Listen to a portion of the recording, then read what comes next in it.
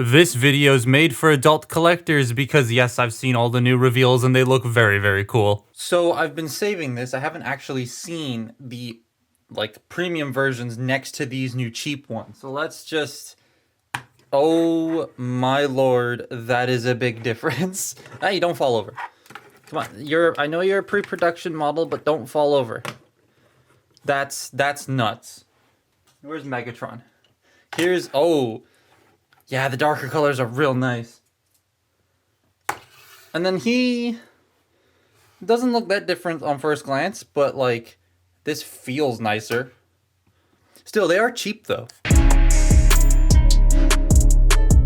Yolopark has done G1 toys in the past, of the 3 of these anyways, but they were AMK Pro figures, about $60 to $65 metal and plastic toys with lights, stands, and tons of accessories. They're really good figures, but if you want G1 hyper-articulated toys for like half that price that didn't really exist at this scale, well, now it does. Yolopark has dropped these 4 budget-friendly Transformers toys, 3 of which are based on pre-existing toys, and 1 that's completely new.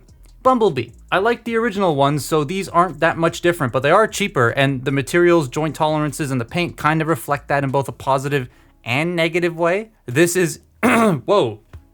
I'm dying while recording this.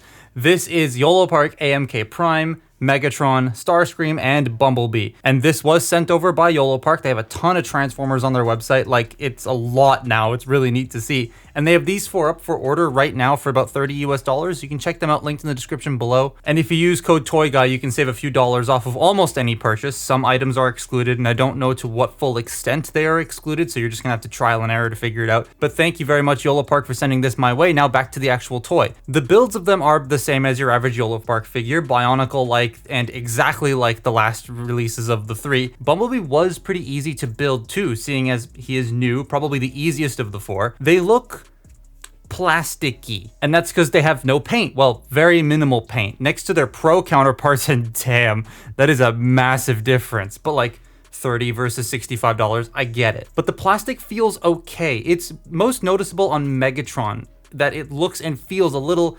KO-y.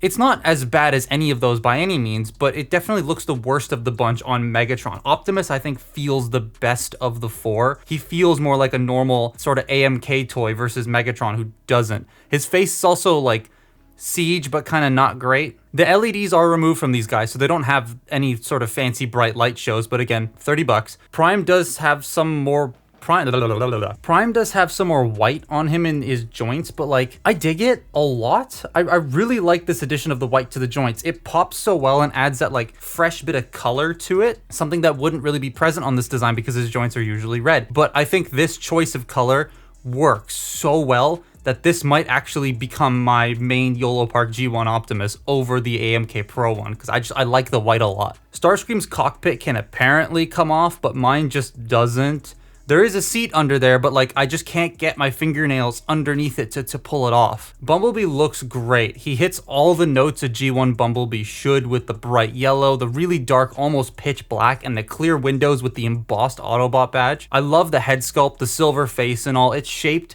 so well. It kind of reminds me of the Masterpiece one a little bit, but the ears, they come off a little too easily for my liking.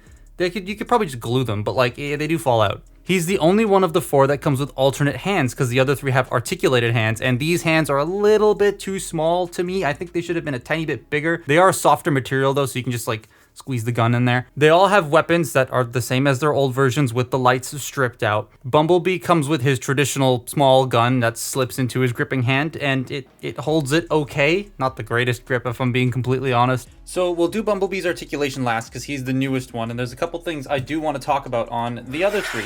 I'm not going to go super duper in depth into these because, you know, I've done videos on these molds already. But there are some subtle differences between these in the way of like tolerances and stuff, which is kind of nice. So I guess we'll start with Megatron because he released first of the originals.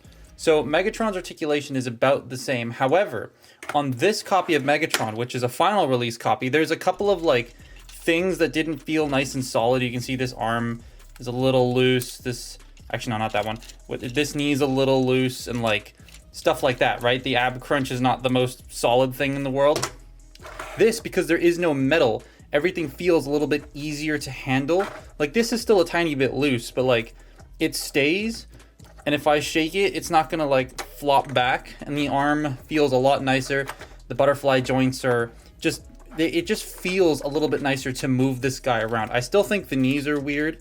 I still think they bend a bit strange, and I'm not a huge fan of the hands, but yeah. Now, the hands do still come off, and that does mean they're all in a baggie, but that does mean that all of Megatron's accessories do fit, like this one's, do fit on this guy. So you can combine accessories if you do buy both, which is great. Starscream is a little bit of the opposite. So again, this Starscream, I believe, was like this copy was final. The box wasn't final that I got, but this one right here, this leg just loves coming off, which is a tiny bit annoying, and he still doesn't have a waist joint. Like, it's there, but that's as far as you get because of how the cockpit cuts into the belly. But I find that the ab crunch on this Starscream is a lot easier to use than on the original one. So there is that. And then the same sort of problem. This hip also likes to come off, but the same sort of problem with the hip skirts where they don't, you want to move it out and the leg just comes off unless you move this first and then, oh, come on, hip, get back into place. The leg's falling apart.